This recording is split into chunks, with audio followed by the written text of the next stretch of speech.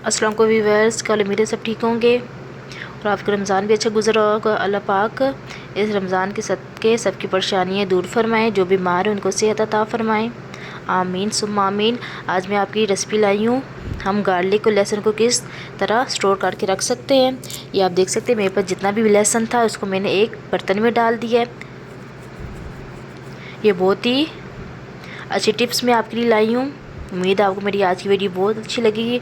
अगर लगे तो लाजमी शेयर, लाइक्स, कमेंट्स और सब्सक्राइब तो लाजमी मेरे चैनल को करें।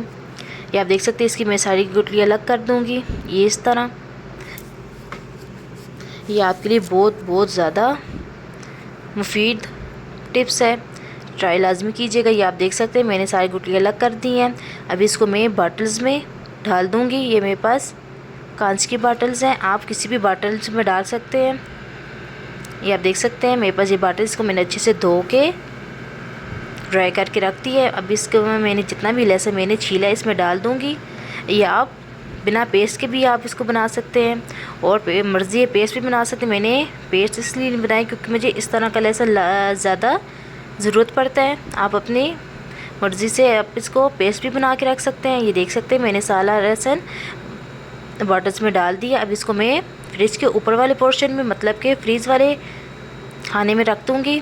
ये मेरे लिए बहुत काफ़ी है, 3-4 माह में तो इजीली गुजर जाते हैं, क्योंकि इस तरह के मैंने 3-4 बॉटल्स भी बना के रखती हैं। आपको जब भी टाइम मिले फ्री टाइम में आप ऐसी छोटी छोटी टिप्स लाजमी ट्राई कीजिएगा। ये हमारे लिए बहुत ही ईजी तरीका है। किसी टाइम भी हमें मेहमान वगैरह आ जाते हैं, बिज़ी टाइम रूटीन हो जाती है, इस वजह से हमारे पास ऐसी चीज़ें मौजूद हों जिसमें हमें टाइम ना ज़ाया करना पड़े। ये आप देख सकते हैं, मैंने ये फुल करके रख दी हैं। उम्मीद है आपको मेरी आज की वीडियो अच्छी लगी होगी। मिलेंगे अगली वीडियो में, तब तक के लिए अल्लाह हाफिज़।